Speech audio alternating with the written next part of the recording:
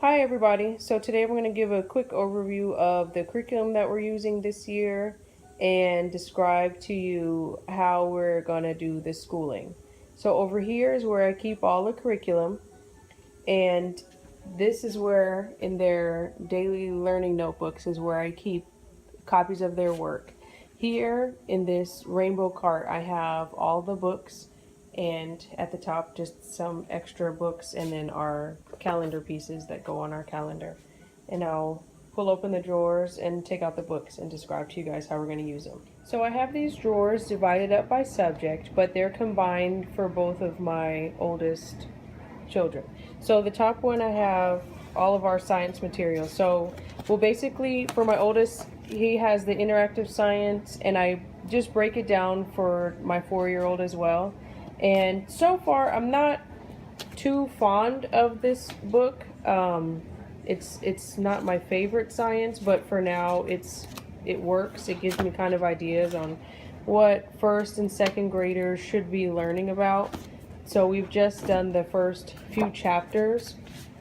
One of my main issues with the book is that it gives information about science, activities and investigations, but it doesn't come with any kind of material. So some of the material is easy to get, like if it's aluminum foil or Q-tips or something like that, but then one experiment involves having caterpillars. So I guess it's okay if I look over it like a month in advance and make sure that I have the material, but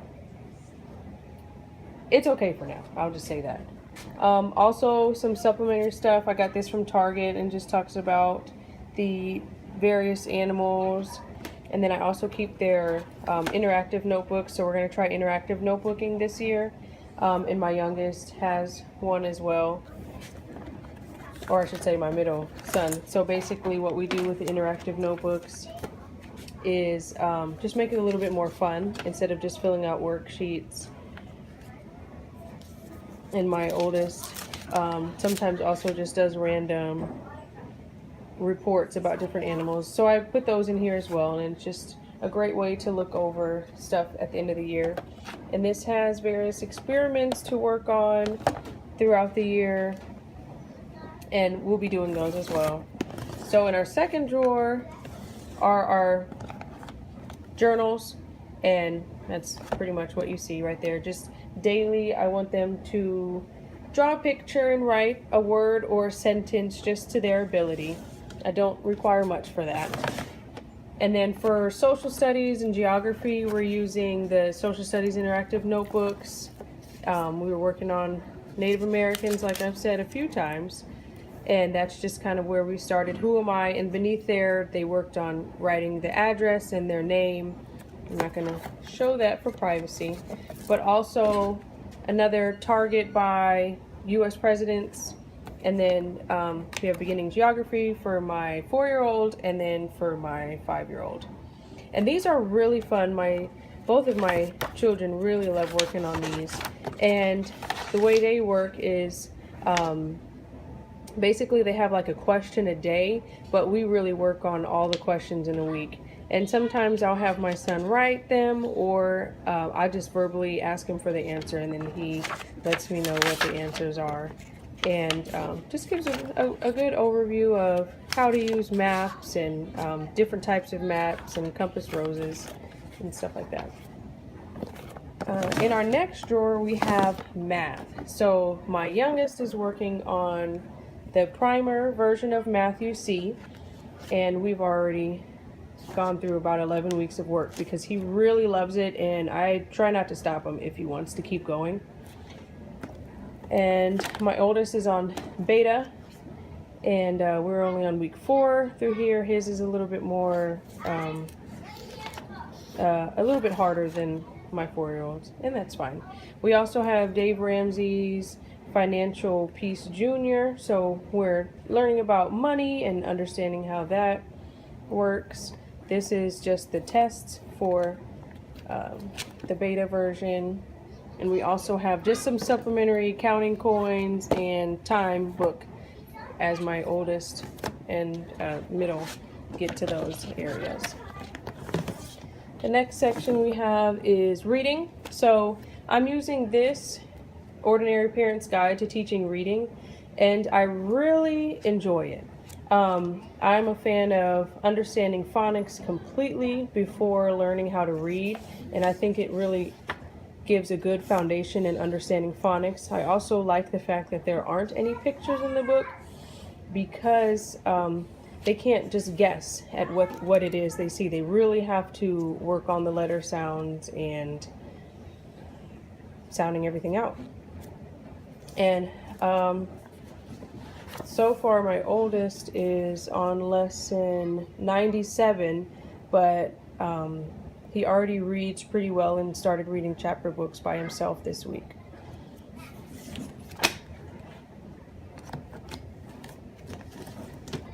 And then next we have grammar. We're working a little bit on grammar, not too much right now.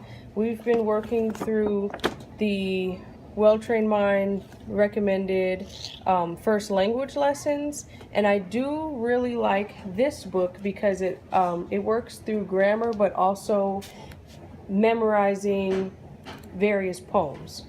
So like the caterpillar, and the poems start off shorter and then they get progressively harder.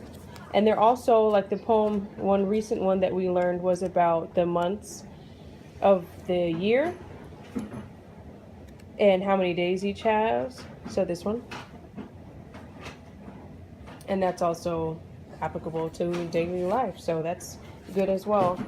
We haven't started this grammar minutes. I got this at a yard sale for about $1, but it looks pretty easy when we do get started. I also have spelling in here for both of my sons. We haven't started spelling yet because I just want them to have a stronger foundation in reading first before we start spelling. This is just Drawing with Children, one of the art books that we just kind of work through as we want to. This is Handwriting, and we are using this year, we are using this handwriting series.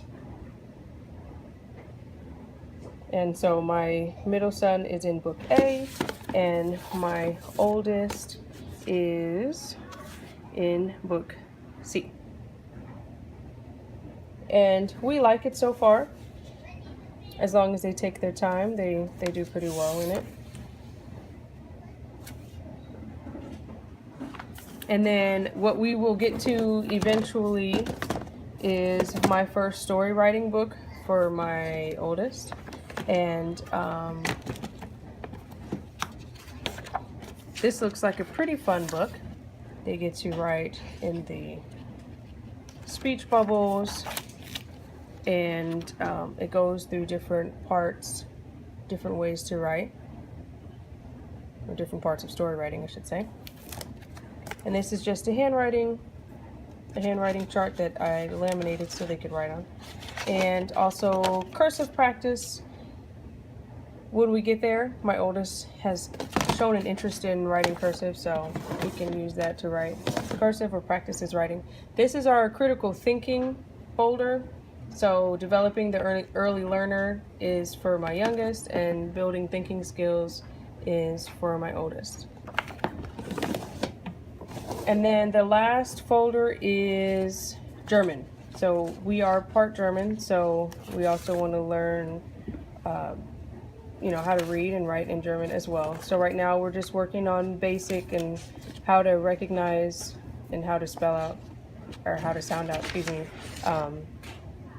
words in German. But our main focus right now is learning English and how to read English, and then we'll also learn more German as we go. But in daily speech, we can speak German as well.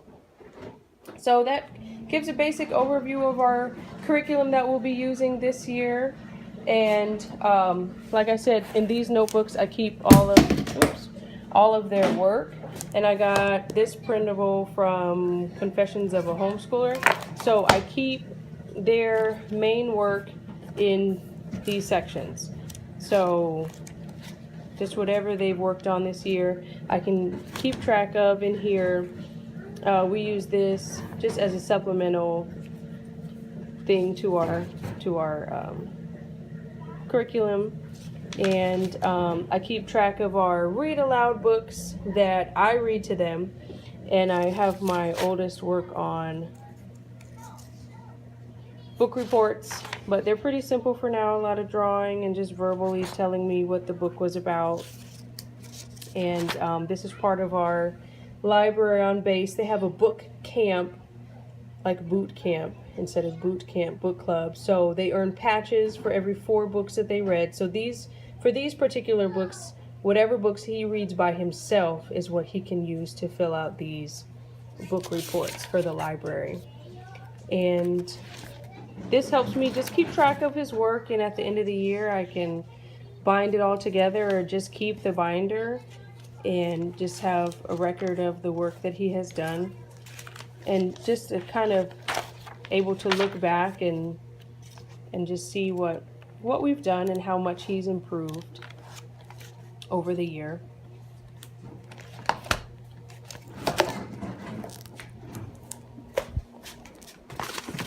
Well, thank you for watching our curriculum video for 2016-2017. I hope you enjoyed. If you have any questions, just leave them in the comments below.